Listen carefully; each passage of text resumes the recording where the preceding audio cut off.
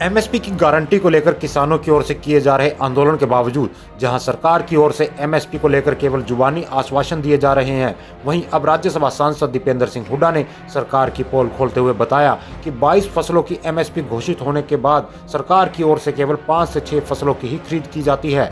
दीपेंद्र ने उदाहरण देते हुए बताया कि सरकार की ओर से हर साल सूरजमुखी की भी एमएसपी घोषित की जाती है, लेकिन उसकी खरीद कोई सरकारी एजेंसी नहीं बल्कि प्राइवेट कंपनियां करती हैं।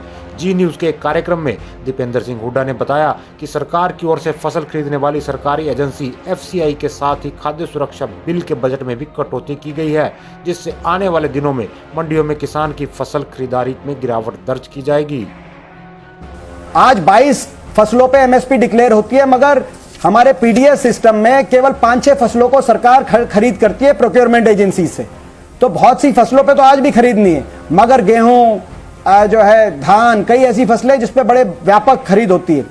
सरकार का जो खरीद का बजट है, एफसीआई का बजट और फूड सिक्योरिटी का बजट, इस साल के बजट में उसमें भारी आधी कटौती कर दी है। 1,51,000 करोड़ से घटाकर एफसीआई का बजट। मेरी एक बात सुनिए। हाँ जी। नहीं, मैं आपकी समझ के लिए बता रहा हूं, आप सुनिए, समझिए।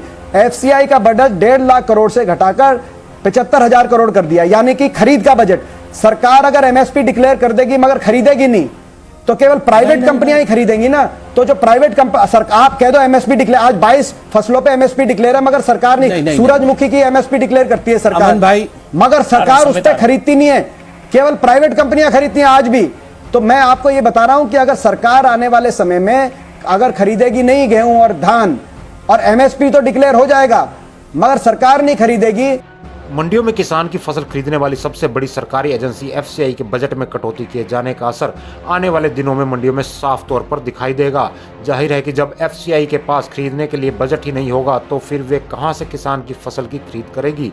राज्यसभा सांसद दीपेंद्र सिंह हुड्डा ने साफ तौर पर बताया कि सरकार किसानों को खुश करने के लिए एमएसपी घोषित कर देगी, लेकिन जब उस फसल की सरकारी खरीद ही नहीं होगी तो किसान को मजबूरी में उसे प्राइवेट कंपनी के पास बेचना होगा।